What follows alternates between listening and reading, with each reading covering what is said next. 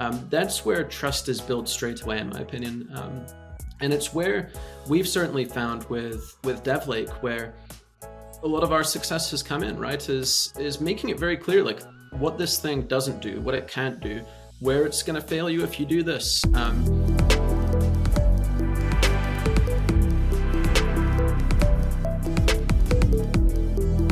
Hello, everyone. Welcome to another Hacking Open Source Business podcast. I'm one of the hosts, Matt Yankovic, the host here at Scarf. And then once again, I'm joined by Avi Press, the CEO of Scarf. And today we're joined by Maxim Wheatley, who's from Merico. And Maxim, you are the head of global marketing and sales, correct? That's correct. Thanks for having me today, guys. Glad you're here. So we're going to do something we've never done before on this podcast. We're going to flip the podcast on its end. We're going to try something new. We generally close with rapid fire questions, but today, Maxim, you get to be the guinea pig to try our rapid fire questions first. Sounds good to me. Being in startups, I feel like I've made a career of being a crash test dummy, so bring it on. All right, fair enough. So one of the questions we always like to ask is there an open source tool that you use on a daily basis that you just couldn't live without, besides your own products? Yeah, I don't know if it truly technically counts as an open source tool in the sense of the tech, but in the audience for sure, I'm a big fan of the work being done in Orbit. Certainly use them quite regularly to just get a better understanding of what's going on. And of course, complementary to that, big fan of what you guys are doing at Scarf as well, yielding like all these kind of hidden opportunities. Well, we love that. We do. So if you want to talk more about Scarf at any time, feel free to just jump in. But as we continue with our rapid fire questions, you are based in Los Angeles, correct? That's correct. Okay. Favorite restaurant in all of LA? Oh, I discovered a new one recently called Mother Wolf, which is unbelievable Italian food. Highly recommend. Get your reservation early. Okay. And if you're traveling, is Italian food your go-to? Like, do you seek out those restaurants, or is there some other type of cuisine that you are a big fan of? You know, I'm a big fan. I've been lucky enough to travel a lot in my career, and I always enjoy figuring out like what's the kind of local specialty and finding a great version of that. So I was recently in New Orleans for the Apache Con there, and I found this amazing like spicy crawfish pie that was so good. Right, never gonna find that anywhere else. So that's usually how I like to flow with it. Yeah, I think, when you go to certain places, there's just certain cuisine you have to try no matter what, right? Exactly. Like we were just in Brussels the other week, and, Avi, you were like, I need to find some good Belgium food. The mussels and fries were incredible in Belgium. It was great. And FOSDEM was a great conference for that note. Maybe we can dig into that later. Yeah. So, Maxim, probably the most important question we ever ask, in this rapid fire round is, when you go up on the stage, and I know you were at ApacheCon and you got to talk at ApacheCon before, when you walk up to the stage, what music would you ask them to play as your walk-up music to the stage? It's a fun question. I was joking with a friend the other day about how I maybe have this like relentlessly positive and determined, outlook on life, and I always have James Brown playing in my head. So I think it would be a James Brown song. There's one in particular called "The Boss." Yes, which is an all-time classic. Excellent pick. I use that as a pump up for the toughest meetings, the biggest presentations. Hasn't failed me yet. Oh, wow. So there we go. We got James Brown. We're going to put together a playlist from everybody who comes on and answers that question. It will be epic. We've got all kinds of eclectic music. Right, Avi? No, we do indeed. Yeah, did we ever ask you, Avi, what your walk-up music would be? I don't know if we did on the show. No, I don't think we ever did. I mean, we at Scarf, we did this like internal thing where we were talking about all of us talking about what our theme song would be. I don't know if we specifically did any kind of walk-up music though. Are you going to pick one now? Share with the world? Oh, no. Gosh, no. I'm not ready to answer these kinds of questions. Okay, I have to think about it. Yeah. See, that's how the rapid fire goes. We don't know where it's going to go. But Maxim, while Avi's thinking, and maybe he'll come back to us in a second. Yeah. What's your first experience with open source? What was the first, toe dipped into the open source space? Yeah, I mean, I think like many, my real kind of first touch point with it was understanding what exactly it was and kind of having my mind blown, right? Like you, like the three of us here, definitely understand this wild reality that 90% of software has some substantial open source element to it. And I think once I learned that statistic, I started digging in, kind of looking to understand, like, what are the kind of hidden, the kind of hidden heroes that are driving all the things I use and I depend upon. That was my first kind of flashbulb moment. But I think my most kind of personal, like, oh my God, open source is awesome moment was, like many people my age, I grew up playing Microsoft's Age of Empires, like this great strategy game. Yes. And also, like many people, I ran away from using Microsoft products and found myself loving my MacBook Pro. And a couple of years back, I think it was actually during the pandemic, I found myself with more time like we all did. And I was like, man, I'd love to play Age of Empires again. Couldn't find it for MacBook, but found an open source alternative called Zero AD. And for me, I had played with open source before that, but it was the most emotional and kind of fun moment of open source for me in playing this open source version, learning about the people building it and maintaining it, donating to the project, and really seeing like this is something special. Like this is a group of people who are passionate about something, who want to make sure it exists, make sure it's accessible, keep evolving it. And I think for me that was intensely personal because it went beyond like tools, went beyond SaaS, went beyond infrastructure, and it touched upon something that I grew up with, that I had such a personal relationship with. And for me, it's experiences like that are so exciting. Okay. Well, great. That's a great answer. I mean, I do a lot of gaming myself. I've got a Steam Deck, which now Steam Deck is 100% Linux. So, there you go. So now there's several games that will play on Linux, just an FYI. Always fun.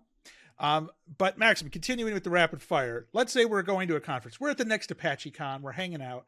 We're going to go have a chat. What's your drink of choice? Certainly depends on the time of day.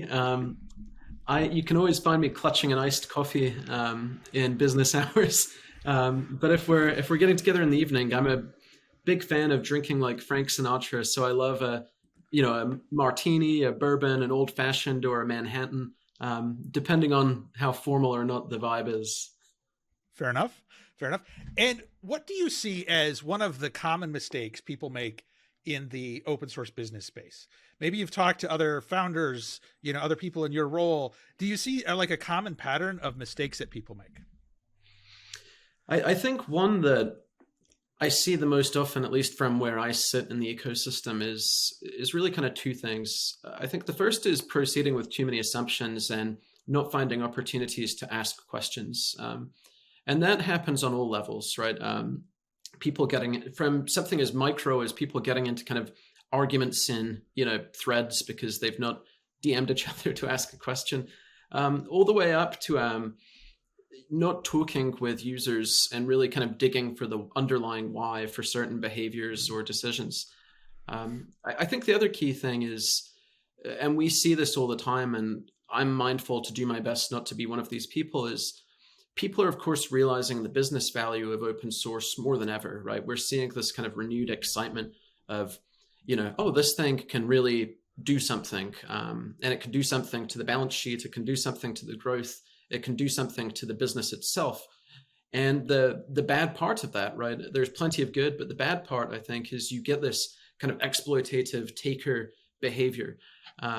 And I think you see this mistake all over the place where people are always taking and they're not being mindful of like that this is a relationship type thing, right? Where you have to be giving, you have to be bringing value, you have to find ways to bring something to the table, whether it's as simple as like positive energy and, good ideas, or something as big as, hosting events or contributing to a project. But I think those people who are not recognizing that balance, they inevitably end up failing or at least being someone that they maybe wouldn't want to be.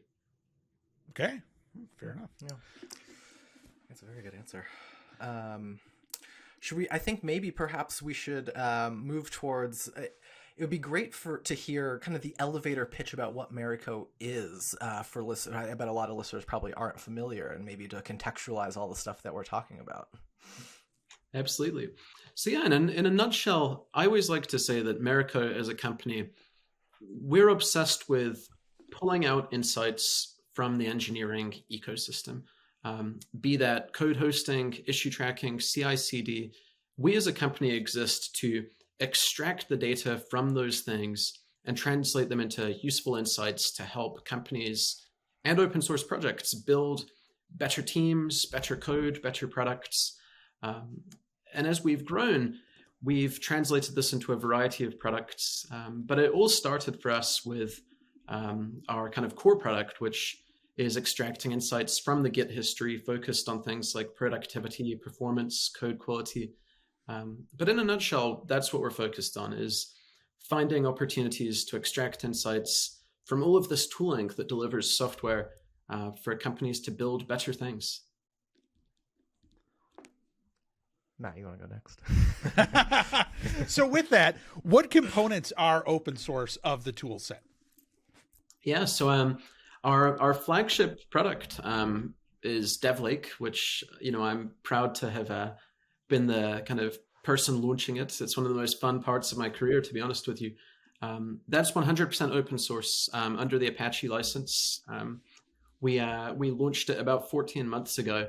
And then I think around 7 months ago, give or take, we ended up joining the Apache Software Foundation's incubator program. And that was in part, right? There's many benefits and many costs as well that I could talk to for doing that.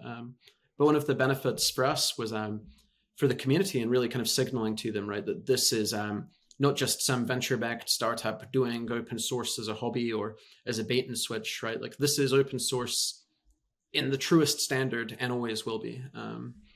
Certainly could talk to that too about the frustrations I've seen from the community of open source in name only, or suddenly finds an opportunity to fork it or change it in a way that stops it from being that. So that was one big factor for us, certainly.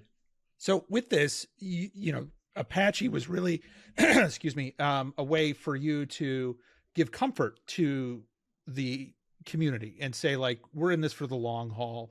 This isn't something that will go away. Even if we change our business model, it will still be available under that same license. Exactly. Because I think it's certainly been my experience having spoken with so many developers who are either true open source, as their whole life and career, or even developers at enterprises contributing to open source. I think a common concern and frustration they have is, you could almost boil it down to, I don't want to accidentally be doing free work for something that's going to become closed source, or is going to be, monetized in a way that isn't harmonious with the reason I'm doing this in the first place.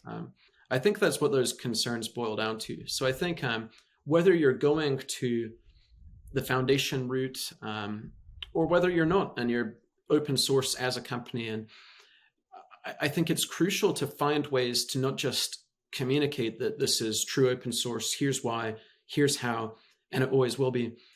I think it's important to be consistently laying down kind of reminders and proof points of your commitment to that, to ensure that people can feel comfortable not just contributing to it, but relying upon it, finding opportunities to cook it into long-term strategies or architectures.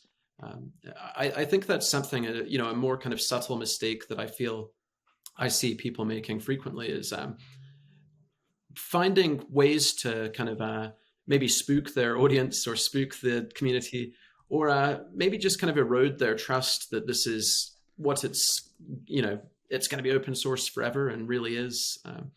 I think where they fail. No one would ever do that, would they? No one would ever say that it's going to be open source forever and then not stick to that. We haven't seen that before. Oh, yeah. But no, that makes a lot of sense, right? So was that a concern that your customers were raising before? Was Was Merico started with all these pieces open source from the very beginning, or was that something that you moved towards after launching?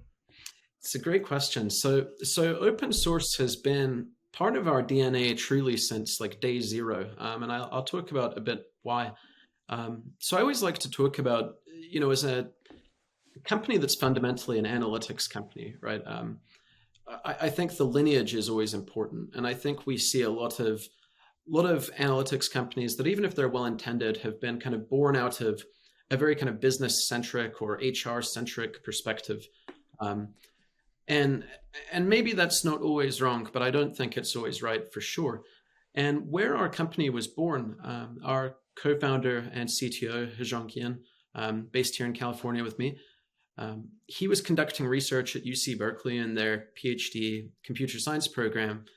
And the question he was ultimately seeking to answer is, how do you effectively assess and quantify contribution to open source in a way that could translate to better recognition, more effective compensation, and more effective allocation of all of these things, right? Not all contributions are created equal, not all commits are created equal. So how do you account for that?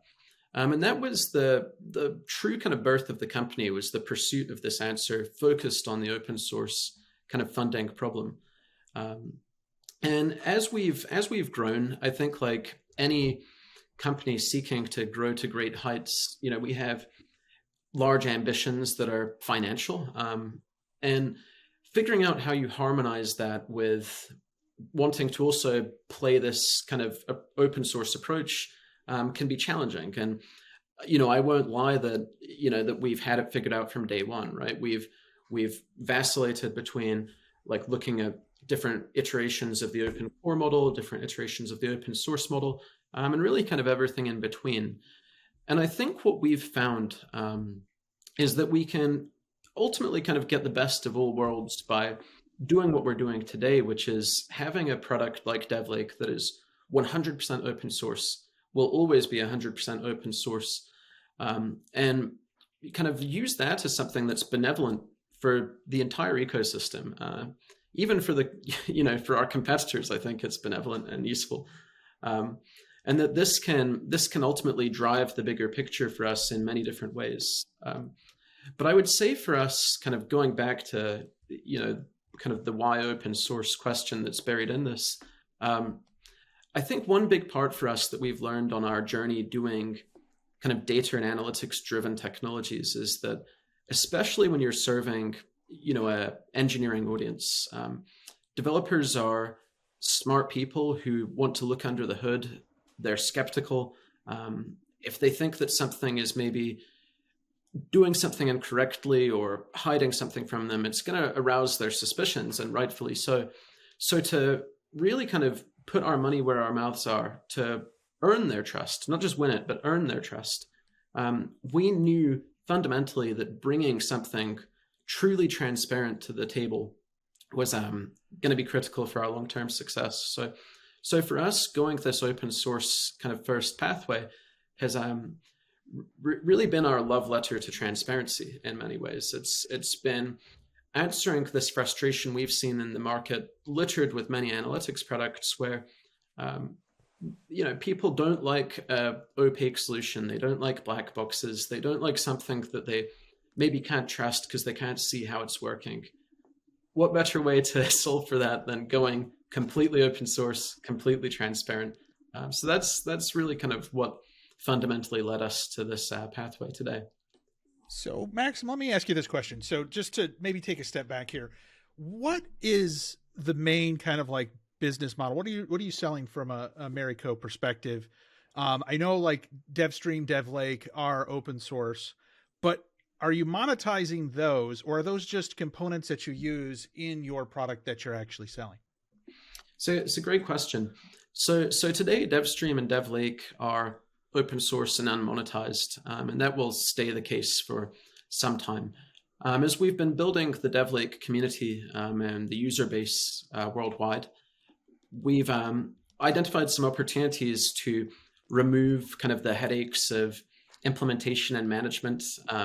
We've had certainly kind of some of our larger enterprise users ask for more support than makes sense to give for free, and they're happy to pay for it. So we're actually in the process right now of really kind of putting together a product strategy of, what does kind of a managed hosted version of DevLake look like?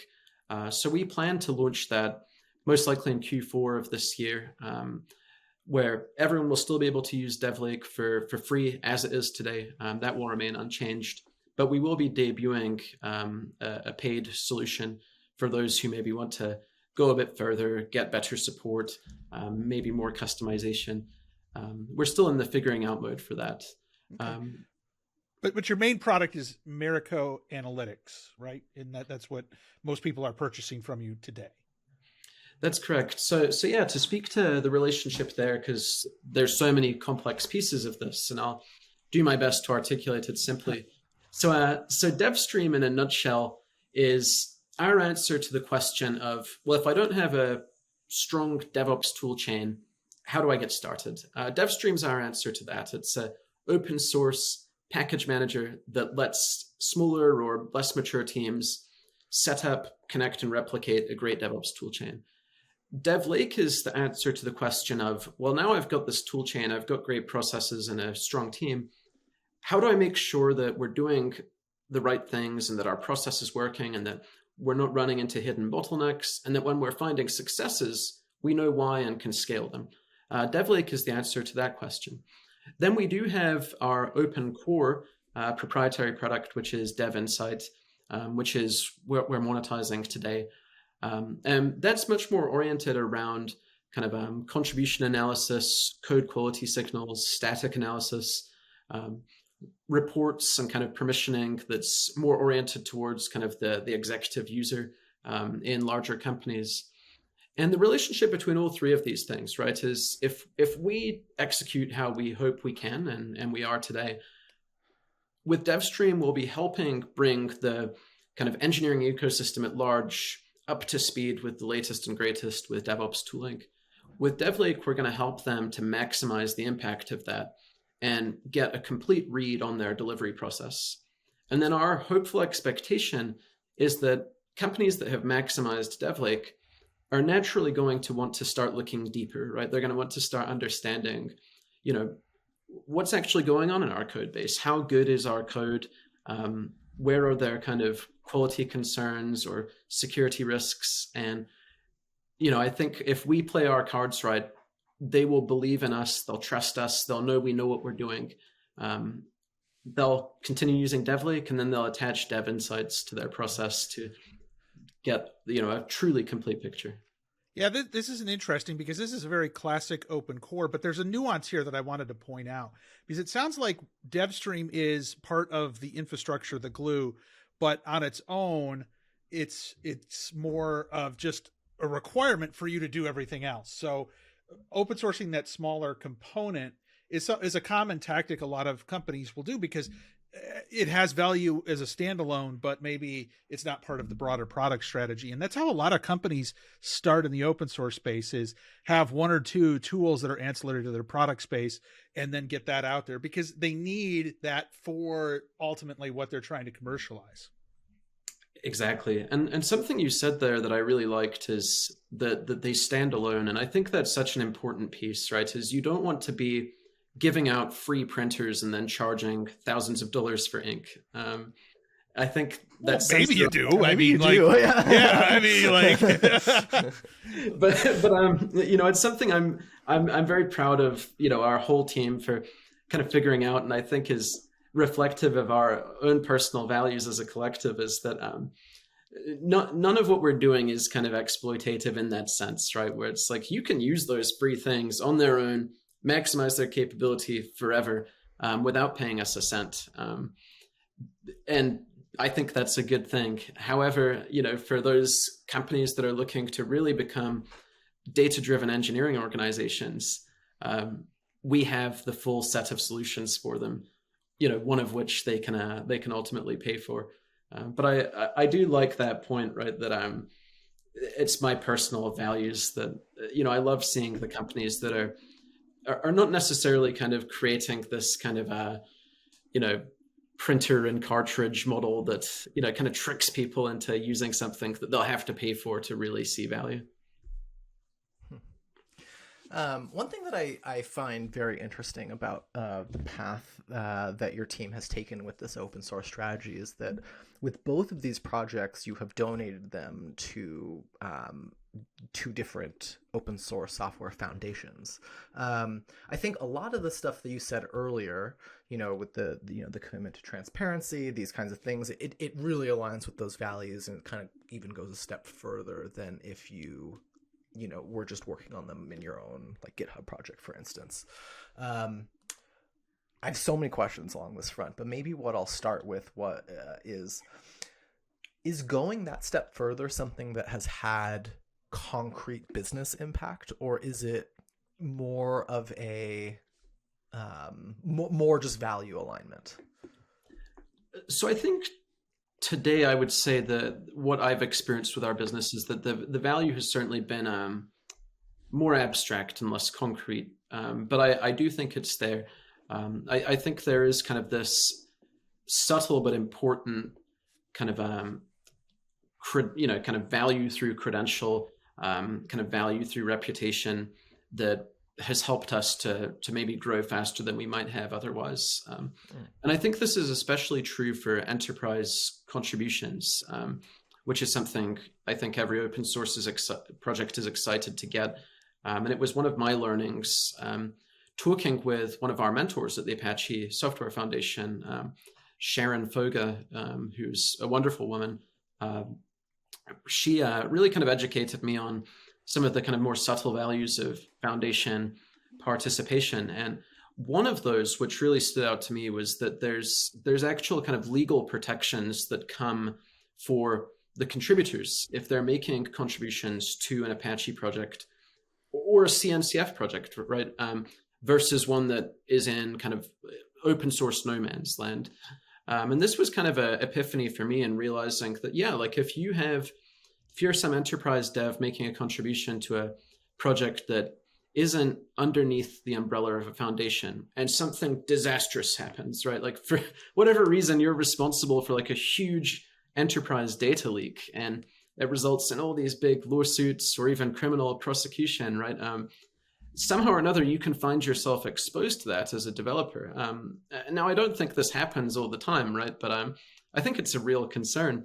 And what I learned is that for the most part, I can't speak to the legal kind of subtleties of this, but my understanding is that that's one kind of really important thing that the foundation participation brings to the contributors who help evolve these projects, is it gives them that protection to know that if they're proceeding in good faith, making good contributions, they're never going to be punished for their good work, and I think that's underappreciated. One of the values that has come with that. Yeah, I'd be curious to learn more about the mechanics of that, because I was always under the impression that since open source is provided with there's no warranty given. I'm not familiar with the mechanics that could lead a contributor to wind up in trouble, but I see Matt groaning. Maybe you've seen except this before. Potentially in Europe with the new legislations that are going on there. Oh, interesting. Okay, maybe that's a topic for the next lawyer. That's a whole nother deep dive. I mean, I think that there are some things from an Apache or a foundation perspective that you get as a contributor. Legal protections, I'm not 100% sure on either, because it is a lot of it's as is warranty. So we don't warranty it, use it at your own risk type of a thing. But I think that there is some potential comfort in obfuscation, right? Like you're behind the organization. You've got the, like if anybody goes after everybody, they're not going to go after you as an individual. They're going to go after the organization first or foremost. So I think there is some benefit to that. Yeah, that definitely makes sense. But what's maybe even more interesting about this is the donation to multiple foundations, which, Apache and CNCF are vastly different. And, I don't know if you're a part of the decision on where to donate which of these, but when you're evaluating like which place each piece of software should end up, how do you make that decision? Great question. Yeah, it's a really good question. I certainly can't speak to why we chose each one, especially with DevStream, though I could talk to both. I was part of the decision, but not the decision maker. So I just want to kind of caveat my answer with that. But when we kind of came around to looking at this, there are a few important factors that really kind of played a significant role. The first and most basic, right, is where do we maybe already have relationships? And in our case with the Apache Foundation, we already had some users who were in the Apache Foundation. We developed some personal relationships with them who became mentors. They were kind of recruiting DevLake specifically. And then when we looked to see, like, okay, do we agree with them? We looked at things like what are the kind of focus areas and kind of values in that ecosystem, and do they align with our product? And I think what we looked at in Apache for DevLake that we liked what we saw was it did seem like there was a consistent kind of theme of kind of quantitative and kind of data-driven products that had kind of aspirations to be infrastructure that are focused on kind of enabling kind of developer productivity or, developer capabilities. And I think for us that aligned nicely with what we wanted DevLake to become and is in the process of becoming.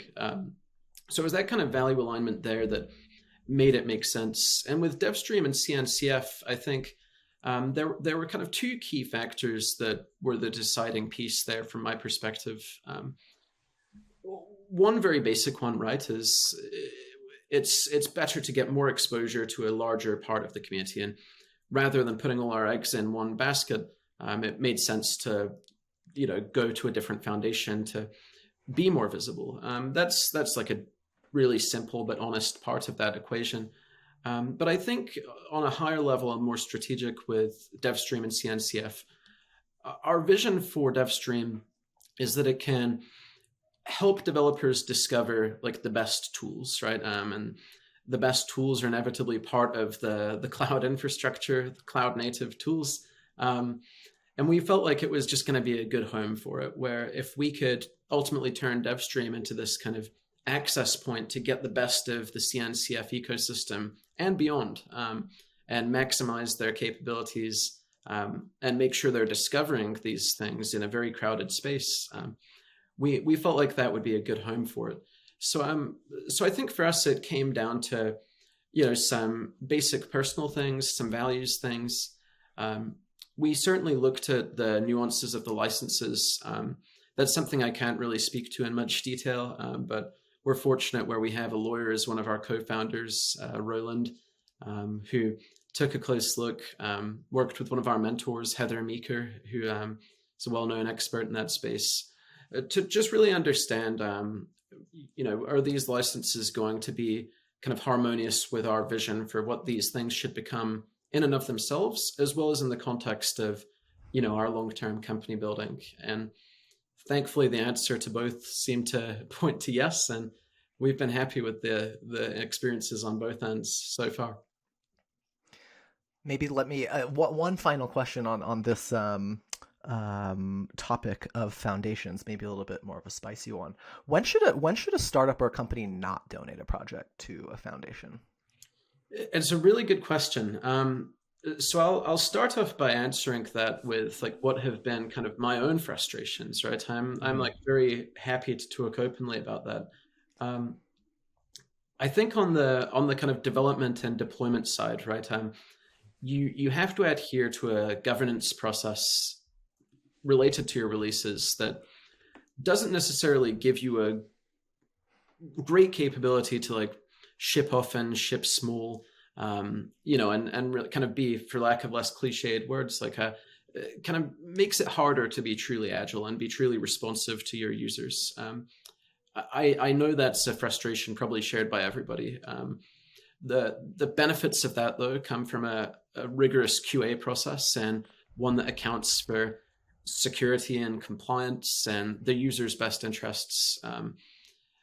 So it's classic pros and cons, right? I think another piece that I've found challenging is being someone that's focused on growing our technology, which falls into sales and marketing, right? You have a new set of limitations in how you can speak about your project, how you can present it, from everything from logos to branding, and that can present some challenges, right?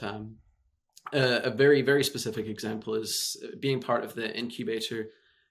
If we're showing ourselves as Apache DevLake, we have to put in parentheses after incubating if there's signage or anything public, right? To make sure that we're indicating that, like, hey, this isn't yet a full-blown accepted top-level Apache project. It's still in the process of being vetted and developed. And I always kind of joke about that's it's like, to use kind of a bit of a lame analogy, I would say as a marketer, that's like going out on a date and you're driving a Ferrari, but you've got like a student driver sticker on the back of it, and it's just like, it immediately makes you less cool. It makes it feel less legit. So, it's like subtle things like that have been a challenge, but ultimately good things, I think. Well, yeah, it's interesting because I've worked with Apache Foundation on projects before and worked at companies that have had that. And it's interesting because there are certain things that you just don't assume, right? So you donate a project. You're no longer really allowed, or should say, the creators of that project. You have to say like the original creators of that project, because then it's there's these weird rules. And here's the thing. There are people who will call you out on them. Mm-hmm. And not everyone's consistent about their call out. So it's a very interesting ecosystem. I mean, good and bad. So I think that's a really good analogy though, the student driver logo, but because you brought up some of the limitations on sales and marketing, I don't know, Maxim, did you know that I actually, because in the open source space, sales and marketing, it isn't always the hot topic. People don't always love to talk sales and marketing because it's so technical. So I actually have a sales and marketing hat that I wear sometimes. I don't know if you knew that. Did you know that? I didn't, but it makes sense. So in the open source space, it's the evil supervillain hat here. Because anytime I talk about sales and marketing, everyone in the ecosystem thinks like, ooh, icky. I don't like to hear that. But we're all about the open source business stuff here. So we wanted to dig into that. And since you brought it up, it is an apropos time to kind of dig in because your experience in background is more on the sales marketing side, and open source is relatively new in the last few years to you, correct? It is. That's correct. Now, you have to admit, coming in from a classic open source or a non-open source space and coming into the open source space and trying to sell free is really weird, right? I mean, like, how was that experience for you? Like I know my first foray into open source was just that crazy kind of like, how does this work? And nothing works the way that it does in a classic business. It's definitely an interesting one. And I think in some cases, right, growing these things when you're running into obstacles, it can be very draining, right? This idea that you're struggling to sell something that's free, right, is so frustrating, right? Where you're like, we're bringing value, we're giving it to you for free. There's no ask, and you still don't want to, when you have those moments, right, it can be very frustrating. The thing I would say is like a preamble to all of this too, because I do see this all the time, right? That people, otherwise very talented people, maybe people who would excel in sales and marketing, they feel this kind of dogma, or stigma to it. It feels a little gross or icky to them. And I'll tell you the truth, for me, for a long time, it felt the same way. I did my early career was in venture capital, then as a kind of technical co-founder building consumer electronics. My academic background is in cognitive science. I never necessarily thought that I would be doing like sales or marketing or being like a business guy, at least in that sense. And what I've really found exciting and motivating as someone doing kind of sales and marketing now in open source is to think of it so differently, right? I think the mistake people make is when they think of it as this transactional thing. And in that sense, it is gross, right? But instead, where we've really found a tremendous amount of acceleration, growth, and excitement is when we take the perspective as a team that instead we're problem solvers with a particular expertise, and we're consultants looking to enable people. And what I mean by that is, rather than approaching our users and saying like, hey, like we want to figure out how to one way or another monetize you, right? Instead, we're coming to the conversation first, ostensibly as sales conversations, right? But we're coming to the conversation saying, hey, we've been banging our head against this problem for 4 years, and then some. We've seen every way it can be done wrong. We've also seen how it can be done right, and we want to help you avoid those headaches and get it right. That's where we kick off the relationship. And for me, it sounds so simple and so obvious, but I feel like we weren't doing it for a while. I feel like I see so many projects and businesses not doing it today.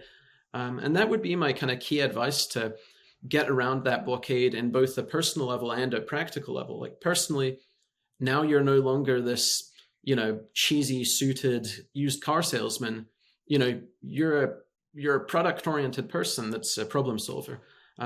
That's exciting. And then when you transition that into a kind of you operationalize that, you suddenly unlock the floodgates in terms of, your pipeline, your meetings, your schedule, because you're really kind of leading with value. And I think that's where open source can be so powerful, right? Is you're giving them value straight away. Then as you look to evolve that, your sales process is showing them how they can extract even more value from that, how they can avoid headaches, how they can get it right. And I think if you stay true to that, it's quite hard to make mistakes. Fingers crossed, I don't feel like... Yeah. Well, it goes to the old adage, right? It's, helping will sell, selling won't help. Yes. Right. And, that's a really key thing for a lot of folks to understand. And there's something that you mentioned that is also really critical. It's not about, the transactional. It's about the relationship. It's about building a relationship. And we use relationship in a lot of different terms, but it's how do you give them something that they can use without necessarily paying, but then give them, a bit more if they're willing to pay. And how do you figure out where those lines are? And a lot of that comes down to trust. And how do you get people to trust you? And in your case, like, how are you building that trust? It's a really good question. So I've been fortunate enough where in my career, I led a 30-person sales team for a Fortune 200 company. I had over $100 million P&L. So I was doing this at like real scale. And I think the kind of key thing that I would say is critical to get right, and I've coached all my kind of people with this key thing, is know when to say you can't do something and know when to say that you don't know or don't have a good answer.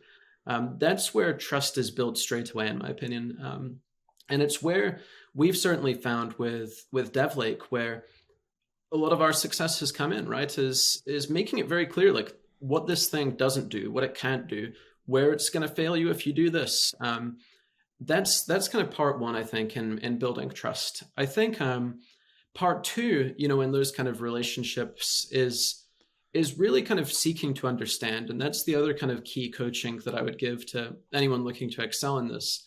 And what I mean by that is, if you try to just straight away wedge your solution into what you think you're seeing, you might be right, but more often than not, you're going to be wrong. And you have to understand the underlying why.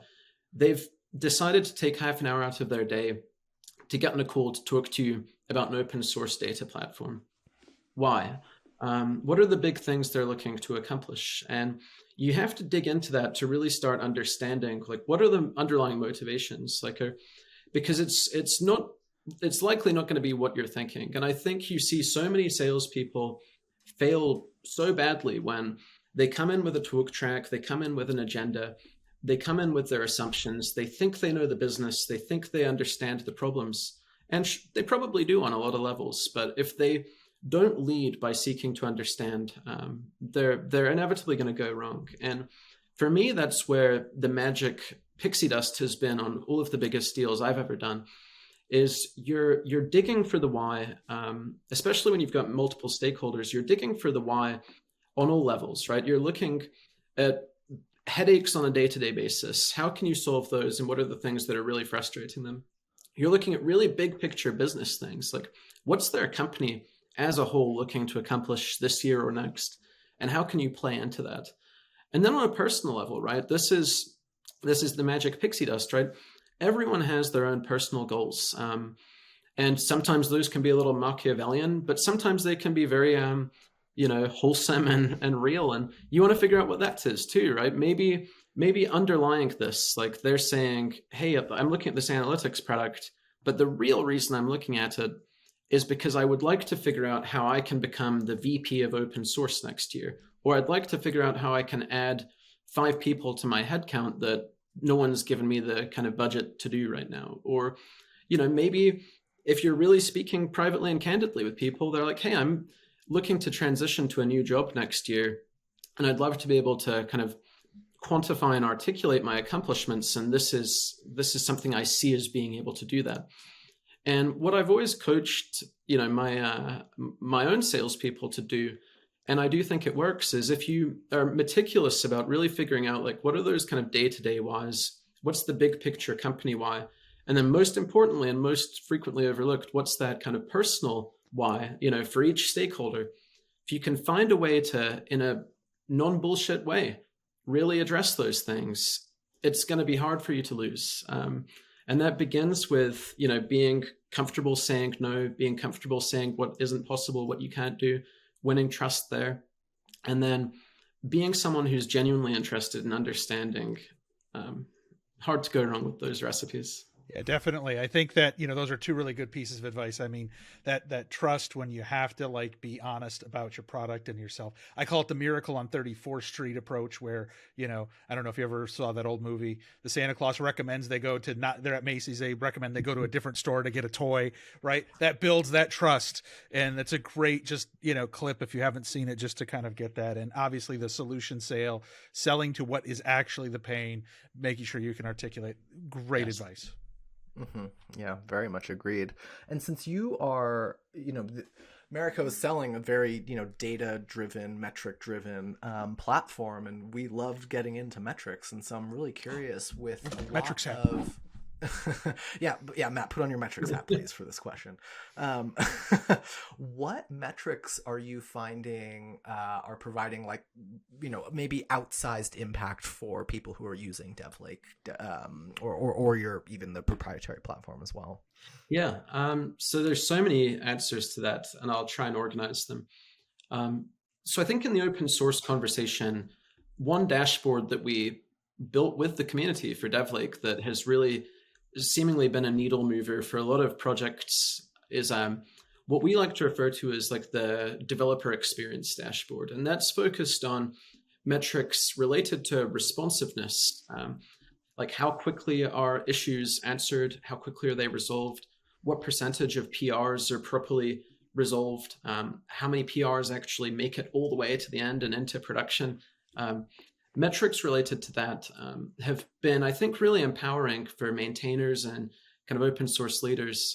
And we found that that's also been a key piece for kind of enterprise, kind of closed source companies that are engaging with open source. They love this dashboard because I think it helps them to understand on a high level, the health of the community as measured by how responsive it's being. So that's certainly one that we've found has been really exciting. We've also found a tremendous amount of excitement and traction from the DORA framework. DevOps research, acquired by Google, became this kind of gold standard for assessing DevOps effectiveness. 4 key metrics, 2 categories, right? Velocity and stability. We could talk about that in detail if we want to. But we've found that there's been a great appetite from many companies who are looking to just get a better read on their own processes, figure out, do some benchmarking, figure out if they're performing at the level they think they are, and if not, why not. Those DORA metrics have been a real kind of game changer, and we've found that companies are using that as a starting place, and it's a great foundation to start digging deeper. Can you just really quickly describe what the DORA metrics are for those that don't know? Yeah. So I don't know either, Bobby. So don't feel so bad. Even though I have the hat on, I don't know. So I'll do my best to kind of do like a quick 2-minute TED talk here on this for our listeners. So the DORA framework comes from a research group that was ultimately acquired by Google, and these researchers were trying to answer the question of, how do you kind of predict the success of a software team? How do you determine whether they're doing a good job from a delivery perspective? And what are the metrics that correspond to that? And they researched well over 10,000 teams. They say so, and I believe them. And the result of that research became the DORA framework. And the DORA framework is 4 key metrics, and it's focused on 2 key areas: the velocity of the team and the stability of the outcomes. And those 4 key metrics are essentially kind of deployment frequency, change failure rate, how quickly you're responding to change failure. And in essence, what the framework is really kind of doing is, and it's the reason I like it, is I always talk about how it's sufficiently abstract that it's difficult to game. And what I mean by that is, if you're just looking to reduce change failure rate, right? There's not many behaviors that you can do to push that metric. They're going to be bad things, right? Whereas if you simplify it to the most simple possible thing, right, of saying we're defining success by lines of code, well, surely you're going to find people just finding ways to be more verbose and split things apart and produce more lines. But it's hard to game a metric like that, and that's one thing I like about it. The other thing that I love about it is it's also sufficiently actionable, which is this almost like impossible middle point where, it's sufficiently abstract that it's not going to lead to kind of perverse behaviors, but it's sufficiently actionable that it's not going to just be this thing that you're like, oh, great, like we have 600,000 units of money. Like, is that good? Is it a lot? Is it, it's something that's actionable enough where they can see, here's where we stand, and we have some good ideas as to how we can respond to it. So that's kind of a fast and furious kind of explanation of the DORA framework. But it's something that I think drives a culture of improvement. It's, I think, well understood by the community in general. And if it's not well understood once they dive into it, I think it's something that they can feel comfortable and confident in, seeing that it's been kind of vetted by the best in the business. It's kind of accepted and evangelized by some smart people. It's not perfect, right? Nothing is, but of course, for us, it's been this kind of a magic kind of intersection of all the right things. Now, Maxim, from a business perspective, though, those are metrics that, you're recommending other folks look at. But personally, from a sales marketing perspective, what are the metrics that you are paying attention to? What's like the top one that you're just always kind of like browsing, like on a weekly, especially daily for basis? An incubating project? Yes. Yeah. I mean, I think I have several kind of key, I always think about it, right? As a doctor, you're looking at height, weight, blood pressure, heart rate, all these like high level signals that can not necessarily give you diagnostic capability, but they can give you a sense of whether this person is doing well or not. And those metrics for me, like if I take the equivalent, right, my kind of immediate physical exam metrics to check in on things are our Slack growth. So, are we having new developers and new users come into the Slack? That tells me a few good things, right? It means it's discoverable. It means they're engaged enough that they care. And it means that the community itself is growing. And that's kind of a crucial kind of top of funnel thing. I look at things like new contributors, right? Which can tell us whether or not we're being discovered in the right orbits from an open source perspective, and whether or not our documentation, our onboarding, our first issues are good enough that they're, welcoming to new contributors. That's a key thing. I certainly look at kind of retention, right?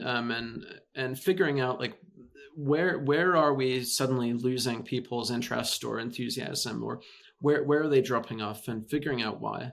And it's not always like a science, right? It's sometimes a bit of detective work.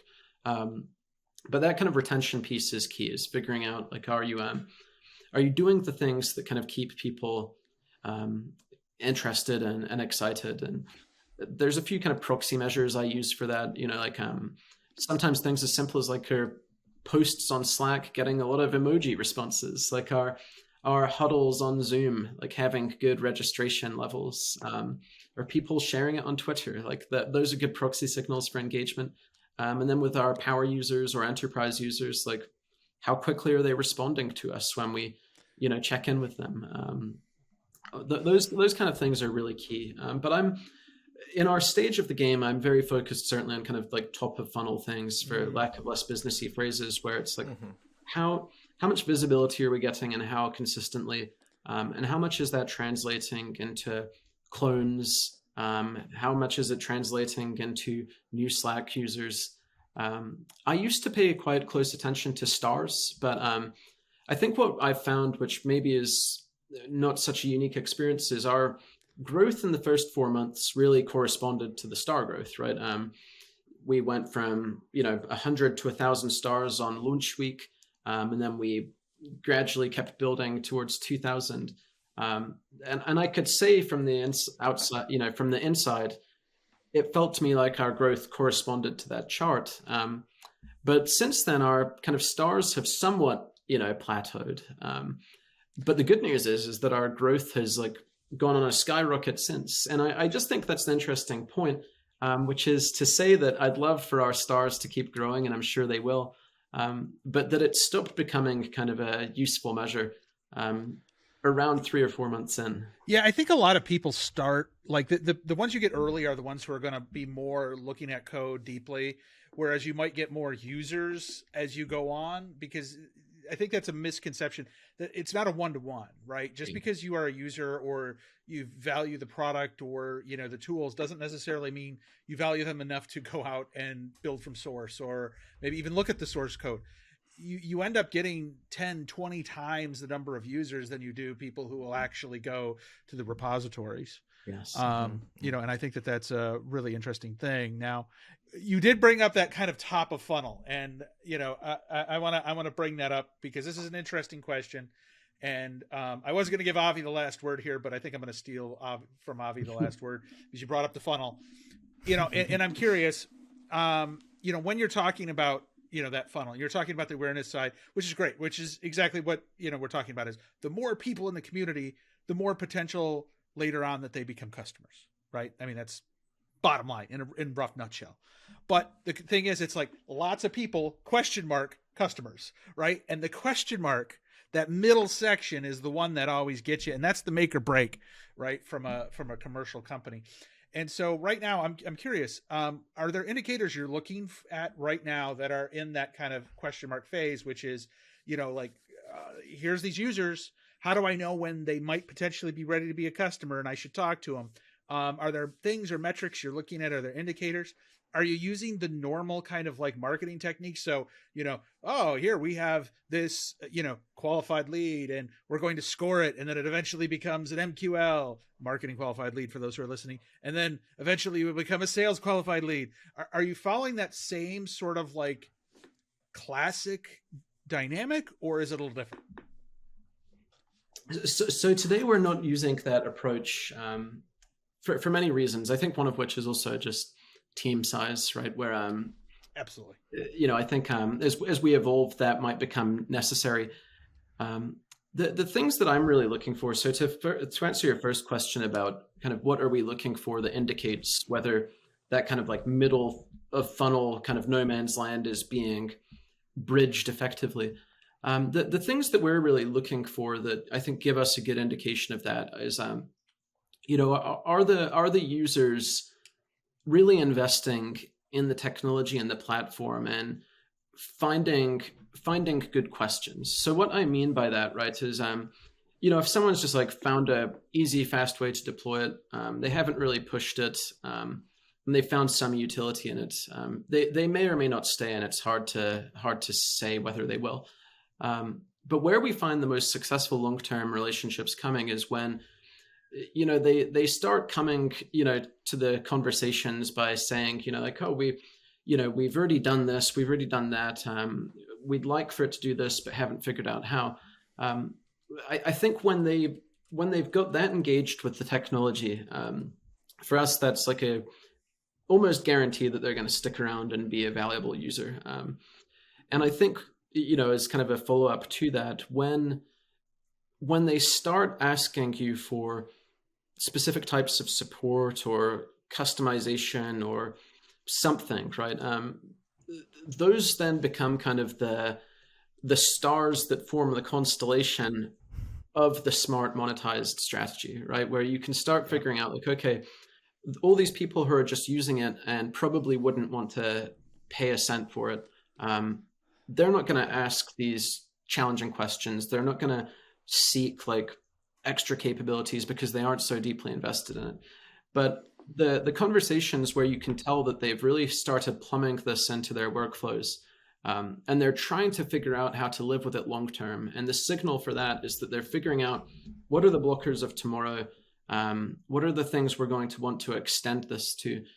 When you can hunt for those kind of questions, that's how you've certainly succeeded in building a great relationship and a good user.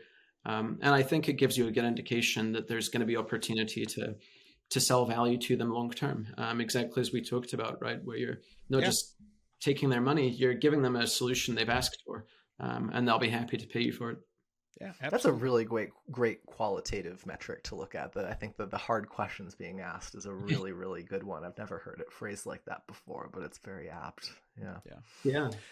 Well, Maxim, we are out of time. We want to thank you for coming, chatting with us today, talking about all kinds of different things. We do appreciate you lending your expertise and sharing your thoughts on the open source space and kind of your journey. We loved having you on. I loved being here. Really grateful for the opportunity to chat with you guys. And Avi, it's always a pleasure, and glad to call you one of my friends and colleagues in the open source universe. And oh, very much likewise. Very much. Yeah. And I guess we will have to have your colleague Hejung on for part 2 very soon. So stay tuned for that. I think that'll be fun. He'll certainly be able to talk a lot about it from a engineer's perspective too, like what's it's been like growing and building this project. I'm excited to hear it myself. All right, everybody. Thanks for showing up. Don't forget to like, subscribe, follow us, give us comments, tell us what you'd like to see on future shows, leave any questions we may have left unturned. We would love to hear from you. Until next time, we'll see you later.